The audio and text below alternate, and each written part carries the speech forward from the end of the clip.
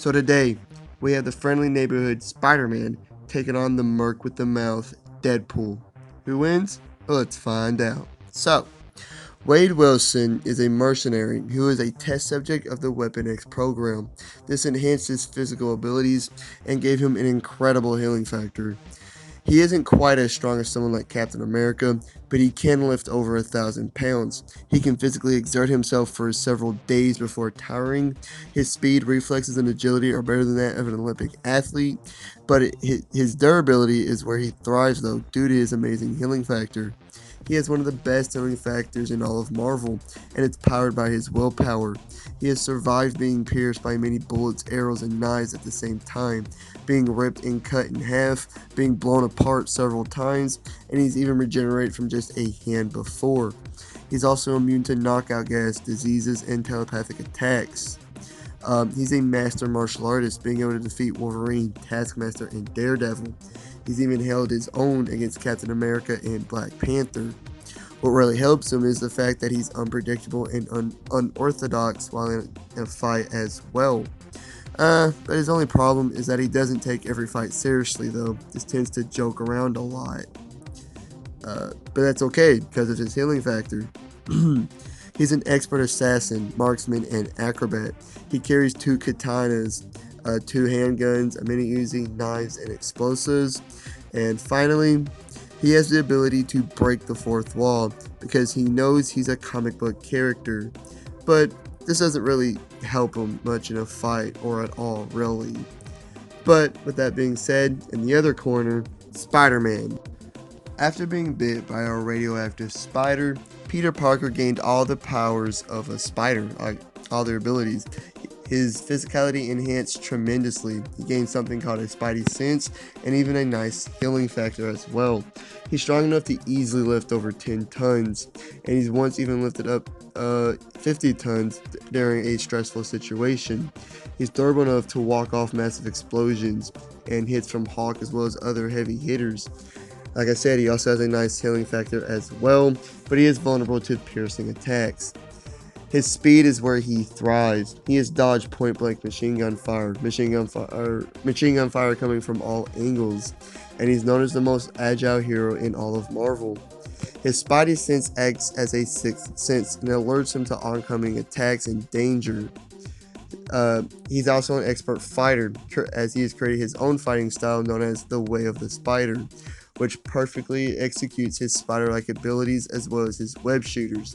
Speaking of, he has his web shooters, which helps him out in combat and for transportation. He can shoot like web-like bullets and web up his opponents as well. And finally, just like any other spider, he can crawl on walls and ceilings as well. So, Spider-Man is obviously stronger here, and by a large margin. Like, Wade is able to easily break bones, knock out Taskmaster with a punch, restrain Wolverine, cut through metal, send Spider-Man flying with a kick, and he broke a guy's neck with just 2 fingers. But Spider-Man easily has that beaten, as he's casually thrown cars, easily broke through thick metal, lifted a private jet, lifted a construction crane, thrown Punisher several hundred feet in the air, and he sent Punisher, Tombstone, and Venom flying through walls with his punches. Peter's definitely stronger. He's also more durable. Well, his skin, bones, muscles, and tissues are tougher and more dense than Wade's is what I mean. He's walked off massive explosions, point-blank explosions, giant buildings collapsing on top of him, and he's withstood tremendous attacks and beatings from Shocker, Venom, Carnage, the Sinister Six, and many others, and he also has a nice healing factor as well. Oh, but Wade's healing factor is far, far, far superior. It's not even close. He's completely regenerated from being decapitated several times, being cut and torn apart, being completely smashed, and being blown to bits into several pieces on several occasions. He's even regenerated from just a hand before, guys. Wade's pain tolerance is also higher, as he knows he'll heal from any damage taken, and he literally just ignores the pain. Like, his pain receptors in his brain just stopped working or something. He's also withstood a punch from Hulk and a hit from Mjolnir and was fine. And now speed. Spider-Man is clearly faster and more agile. He's consistently dodged machine gun fire, even at point blank range and at coming from all angles. He has dodged point blank bullets. He's dodged point blank explosions. He's took out thugs before they could even react, disarmed men several meters away before they could fire, and he's even dodged and webbed up bullets after they were fired. But Wade's not a slouch by any means, though. When he's wanted to, he's easily dodged bullets, dodged an RPG rocket, dodged Cyclops' optic blast, and he's even disarmed Captain America before. But Spider-Man is still much faster and more agile, so Spider-Man is physically superior overall. Now onto fighting skill. Well, Wade is technically more skilled here.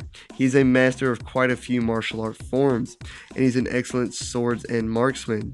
His fighting style is also very unpredictable, to the point Taskmaster couldn't copy it. He's beaten Wolverine several times, Taskmaster, Cable, Crossbones, Daredevil, and he's held his own well against Captain America and Black Panther. But as we all know, he normally doesn't take fights seriously because he knows he's going to live through it because of his healing factor. Peter's fighting style, on the other hand, the way of the spider, is based off Tai Chi, and it perfectly executes his spider-like powers and abilities, and plus his web shooters as well. So Wade is the more skilled fighter, yes, but Peter is the more effective fighter. Now, versatility. Wade is more versatile, clearly. Spider-Man has his web shooters, and although they're very useful in the way that he fights, that's all he has.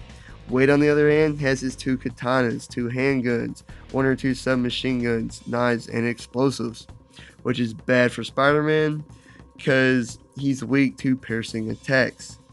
But his spider sense and speed will allow him to dodge most of Wade's attacks and land more hits. Let's also not forget that these two are friends and know each other very well and know what each other are bringing to the fight. So, who wins?